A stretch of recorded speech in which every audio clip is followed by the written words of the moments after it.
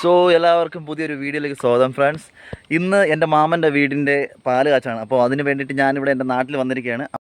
അപ്പോൾ ഫ്രണ്ട്സ്, ഞാനും എൻ്റെ കൂടെ കുട്ടിക്കാലം മുതൽ കളിച്ചു വളർന്ന എൻ്റെ ഒരു കൂട്ടുകാരൻ ലിവിൻ, അപ്പോൾ ഞങ്ങൾ ഒരുമിച്ചാണ് നമ്മളിന്ന് പാല് കാച്ചിന് പോകുന്നത്. അപ്പോൾ ഇയാളുടെ ഈ ലിവിൻ എന്ന് പറയുമ്പോഴത്തേനും ഒരു ഇരട്ട സഹോദരനുണ്ട്. അപ്പം പുള്ളിക്കാരനെ നമുക്ക് താഴെ വെച്ച് കാണാം.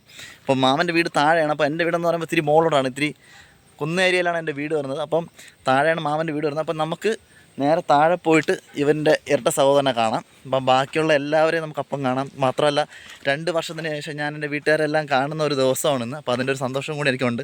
അപ്പം ബാക്കി നമുക്ക് നേരിട്ട് ഓക്കെ. അപ്പോൾ ഫ്രണ്ട്സ്, ഇതാണ് എൻ്റെ അമ്മ. അപ്പോൾ ഇതുവരെ ഞാൻ അമ്മേനെ ആരും പരിചയപ്പെടുത്തിയിട്ടില്ല. ഇതെൻ്റെ അമ്മയാണ്. അപ്പോൾ എൻ്റെ അമ്മയുടെ കൂടെയാണ് ഞാനിന്ന് ഈ പാല് കാച്ചി അച്ചു വിളിക്കാൻ വന്നിരിക്കുന്നത്. ഓക്കെ. അപ്പോൾ ഫ്രണ്ട്സ്, ഞാൻ നേരത്തെ പറഞ്ഞിരുന്നു എൻ്റെ ഒരു കളിക്കൂട്ടുകാരൻ്റെ ഇരട്ട സഹോദരനെ കാണിക്കുന്നു ഞാൻ പറയുന്നു. അപ്പോൾ ഇതാണ് ആ ഇരട്ട സഹോദരങ്ങൾ. കുട്ടിക്കാലം മുതൽ എൻ്റെ കൂടെ കളിച്ച് വളർന്ന് ഇപ്പോഴും കട്ടയ്ക്ക് നിൽക്കുന്ന എൻ്റെ ബെസ്റ്റ് ഫ്രണ്ട്സാണ്. ഇത് ലിവിൻ, ഇത് ലിജിൻ.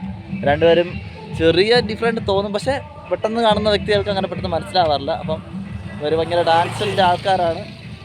അപ്പോൾ ഒരു ഡാൻസ് ഉണ്ട്. കല്യാണം സെറ്റ് ആകുമ്പോൾ അല്ലേ, അതപ്പോൾ നോക്കാം. അപ്പം ഇവർ ഭയങ്കര ഡാൻസുകാരാണ്. അപ്പോൾ എപ്പോഴെങ്കിലും നമുക്കൊരു അവസരം വരുമ്പോൾ ഇവരുടെ ഡാൻസ് നമുക്ക് എൻ്റെ ചാനലിൽ വരുന്നതായിരിക്കും. അങ്ങനെ രാവിലെ 9:30 ഞങ്ങൾ അവിടുത്തെ ഒരുക്കങ്ങൾ സ്റ്റാർട്ട് ചെയ്തിട്ടുണ്ട്. അതായത് വീട് പാലാച്ചിന് മുമ്പായിട്ടുള്ള പൂജയ്ക്കും കാര്യങ്ങൾക്കുള്ള ഒരുക്കങ്ങൾ സ്റ്റാർട്ട് ചെയ്തിട്ടുണ്ട്. രാവിലെ 6 മണിക്ക് തന്നെ പോറ്റി വന്ന് ഗണപതി ഹോമം നടത്തിയിട്ട് പോയിട്ടുണ്ട്. അപ്പോൾ ഇപ്പോൾ നടക്കുന്ന പറയുമ്പോൾ നമുക്ക് 10:30-11 മണി സമയത്താണ് നമ്മുടെ വീട് പാല് കാച്ചിനുള്ള സമയം. അപ്പം അതുകൊണ്ട് തന്നെ അതിനുള്ള ഒരുക്കങ്ങളാണ് നടന്നിരിക്കുന്നത്. അപ്പം പാല് കാച്ചിന് ഞങ്ങളുടെ ഫാമിലിയിൽ നിന്നുള്ളവരായിരുന്നാലും അല്ലെങ്കിൽ വീടിൻ്റെ അയൽപ്പക്കത്തുള്ളവരായിരുന്നാലും ഓരോരുത്തരായിട്ട് വരുന്നതേ ഉണ്ടായിരുന്നുള്ളൂ. കാരണം ഇന്ന് 1-ാം ഓണം ആയതുകൊണ്ട് തന്നെ പലരും ചിലപ്പോൾ അവരുടെ റിലേറ്റീവിൻ്റെ വീട്ടിൽ പോയിട്ടുണ്ടാവാം, അല്ലെന്നുണ്ടെങ്കിൽ അവർക്ക് ലാസ്റ്റ് ഡ്യൂട്ടി ഉണ്ടാവാം. അപ്പോൾ അങ്ങനെ ഓരോരുത്തർ വരുന്നതേ ഉള്ളൂ. അപ്പോൾ എന്തായിരുന്നാലും ഞങ്ങൾ രാവിലെ ഇതിൻ്റെ ഒരുക്കങ്ങൾ നടത്തിക്കൊണ്ടിരിക്കുകയാണ്. അപ്പോൾ ഇതിന് മെയിൻ കാര്യങ്ങളൊക്കെ വഹിക്കുന്നതെന്ന് പറയുമ്പോഴത്തേനും മാമൻ്റെ ഭാര്യയുടെ അച്ഛനാണ്. പിന്നെ ആകെ ഉണ്ടായിരുന്നൊരു പേടി എന്ന് പറയുമ്പോഴത്തേനും രാവിലെ മുതൽ മഴക്കാറുണ്ടായിരുന്നു. അപ്പം മഴ പെയ്ത് കഴിഞ്ഞ് കഴിഞ്ഞാൽ ഇപ്പോൾ നമ്മൾ വീടിൻ്റെ ഫ്രണ്ടിൽ ടാർപ്പൊന്നും കിട്ടിയിട്ടില്ലാത്തതുകൊണ്ട് മഴ പെയ്ത് കഴിഞ്ഞാൽ അതൊരു ബുദ്ധിമുട്ടാവുമെന്നൊരു പേടി ഉണ്ടായിരുന്നു. പക്ഷേ ഇത് നടന്നിരുന്ന സമയത്ത് നമുക്കവിടെ വേറെ പ്രശ്നങ്ങളൊന്നും കൂടാതെ തന്നെ ദൈവം ആ ഒരു സമയം നമ്മൾ കടത്തിവിട്ടെന്ന് വേണം പറയാൻ.